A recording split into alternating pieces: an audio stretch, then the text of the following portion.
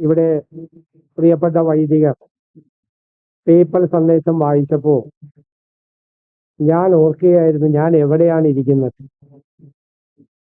ഈ വേദിയിലും ഇരിക്കുന്നവരും നിങ്ങളും ഏത് ചരിത്ര മുഹൂർത്തത്തിനാണ് സാക്ഷ്യം വഹിക്കാനിരിക്കുന്നത്?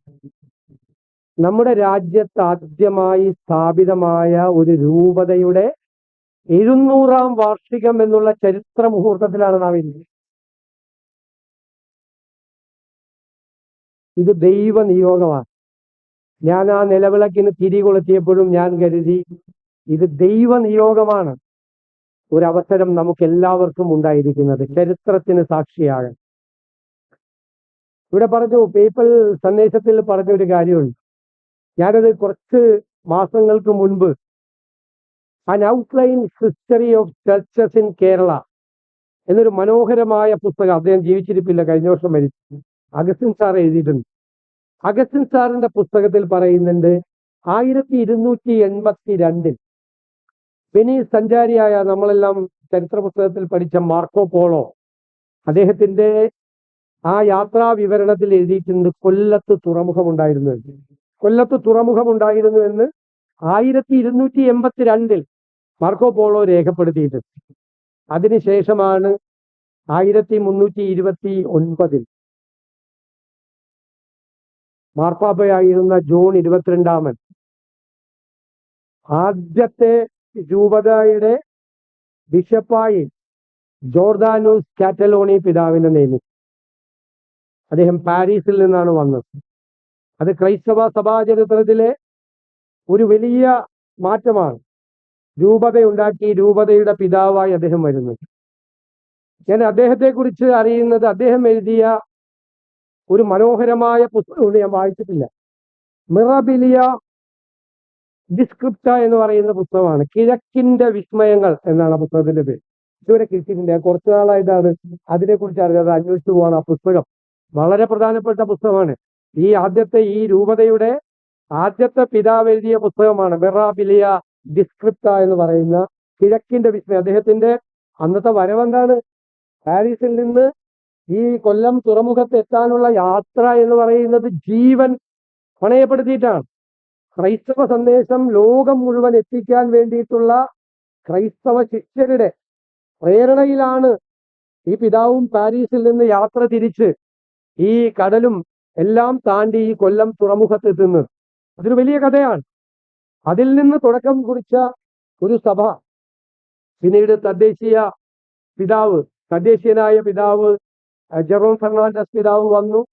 2019 അദ്ദേഹത്തെ ദൈവദാസനായി പ്രഖ്യാപിച്ചു. അതിന്റെ നടപടിക്രമങ്ങൾ പൂർത്തിയാകുകയാണ്.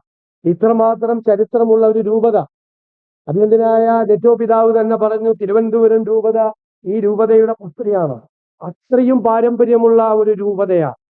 ക്രൈസ്തവ ദർശനം ജനങ്ങളിലേക്ക് എത്തിക്കാൻ 7 നൂറ്റാണ്ടുകൾക്ക് മുമ്പ് ശ്രമിച്ച മഹാദൗത്യം ഹൃദയത്തിൽ ഏറ്റെടുത്ത ഒരുപാട് മിഷണറിമാരുടെ, പിതാക്കന്മാരുടെ, വൈദിക ശ്രേഷ്ഠരുടെ, സന്യാസിനിമാരുടെ എല്ലാം കേന്ദ്രമായിരുന്ന ഒരു രൂപത എന്നത് ചരിത്രത്തിന് വലിയ സ്ഥാനം കുറിക്കുകയാണ്. വലിയ ദൗത്യമാണുള്ളത്, വലിയ മിഷനാണ്, ഒരു മിഷൻ തന്നെയാണ്. ക്രൈസ്തവ ജീവിതം എന്ന് പറയുന്നത് ഒരു മിഷനാണ്. എന്താണ് മിഷൻ? പത്രോസ് പറഞ്ഞതുപോലെ, അന്ധകാരത്തിൽ നിന്ന് വെളിച്ചത്തിലേക്ക് നിങ്ങളെ കൊണ്ടുവന്ന അവന്റെ നാമം ഘോഷിപ്പാൻ ഉള്ള വംശമാണ്, രാജകീയ വംശമാണ് നിങ്ങളെന്നാണ്. എല്ലാത്തിനെ കുറിച്ചും അതാണ് ചരിത്രം. വെളിച്ചത്തെക്കുറിച്ചാണ് വേദപുസ്തകത്തിൽ ഒരുപാട് പറയുന്നത്. വെളിച്ചം അല്ലെ, ബൈബിളിന്റെ ഉൽപ്പത്തി തുടക്കം മുതൽ തന്നെ വെളിച്ചത്തെക്കുറിച്ചാണ്. ആദിയിൽ ദൈവം ആകാശവും ഭൂമിയും സൃഷ്ടിച്ചു. ഭൂമി പാഴായും ശൂന്യമായും ഇരുന്നു. വെള്ളത്തിനു മീതെ ദൈവത്തിന്റെ ആത്മാവുണ്ടായിരുന്നു. ദൈവത്തിന്റെ ആത്മാവ് വെള്ളത്തിന് മീതെ പരതിക്കൊണ്ടിരുന്നു.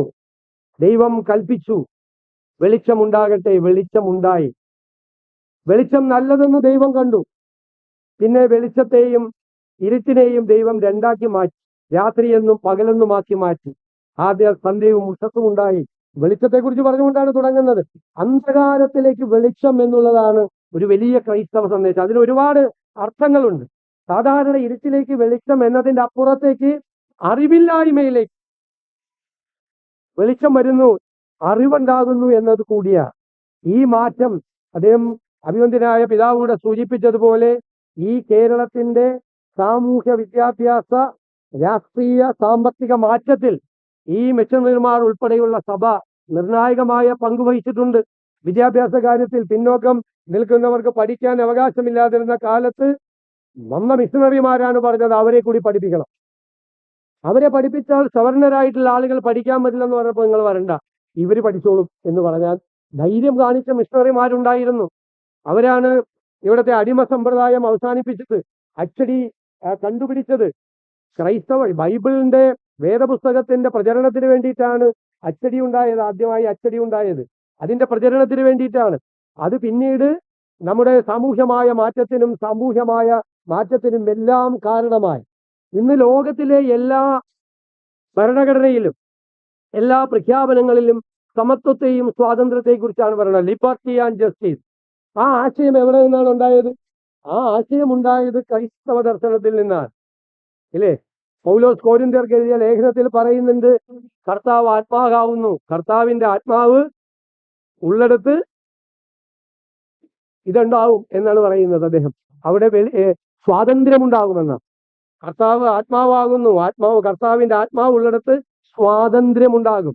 അപ്പൊ ലിബർട്ടി ആൻഡ് ജസ്റ്റിസ് എന്ന് പറയുന്ന ലോകത്തിലെ എല്ലാ ഭരണഘടനയിലും എഴുതി വച്ചിരിക്കുന്ന ആശയം അവിടെ നിന്നാണ് വന്നത്. നോൺ വയലൻസ് എന്ന് പറയുന്ന മഹാത്മാഗാന്ധിയുടെ അഹിംസാ സിദ്ധാന്തം ഉണ്ടായത് അതിനകത്ത് നിന്നാണ്. ലോകത്തിലെ 2000 വർഷങ്ങളായി ലോകത്ത് നിലനിൽക്കുന്ന എല്ലാ ഐഡിയോളജികളുടെയും എല്ലാ ആശയങ്ങളുടെയും എല്ലാ പ്രത്യയ ശാസ്ത്രങ്ങളുടെയും അടിസ്ഥാനം അതാണ്. സാൻലി ജോൺസൺ എന്ന് പറയുന്ന സുവിശേഷകൻ എഴുതിയിട്ടുണ്ട്, ഹൗ ക്രൈസ്റ്റ് ഇൻഫ്ലുവൻസ് ഗാന്ധി. ഗാന്ധിയെ എങ്ങനെയാണ് ക്രിസ്തു സ്വാധീനിച്ചതെന്ന്. ലോകത്തിലുള്ള എല്ലാ നേതാക്കന്മാരെയും സ്വാധീനിച്ച ഒരു തത്വസംഹിതയാണത്. സ്നേഹത്തിന്റെ, കാരുണ്യത്തിന്റെ, അന്ധകാരം മാറ്റി വെളിച്ചം കൊണ്ടുവരുന്നതിന്റെ. ആ ക്രൈസ്തവ ദർശനം നെഞ്ചിലേറ്റിയാണ് ഈ രൂപത 7 നൂറ്റാണ്ടുകാലമായി പ്രവർത്തിച്ചത്. ഞാൻ അതിന് ഈ ഒരിക്കൽ കൂടി ഈ ചരിത്ര മുഹൂർത്തത്തിൽ പങ്കെടുക്കാൻ കഴിഞ്ഞതിലുള്ള സന്തോഷം പങ്കുവച്ചുകൊണ്ട് നിങ്ങളുടെ എല്ലാവരുടെയും അനുവാദത്തോടെ ഈ സപ്തശതാബ്ദി ത്രിവത്സര പദ്ധതികളുടെ ഉദ്ഘാടനവും കൊല്ലം രൂപതയുടെ 700-ാം വാർഷികവും ഉദ്ഘാടനം ചെയ്തതായി അറിയിക്കുന്നു. നന്ദി.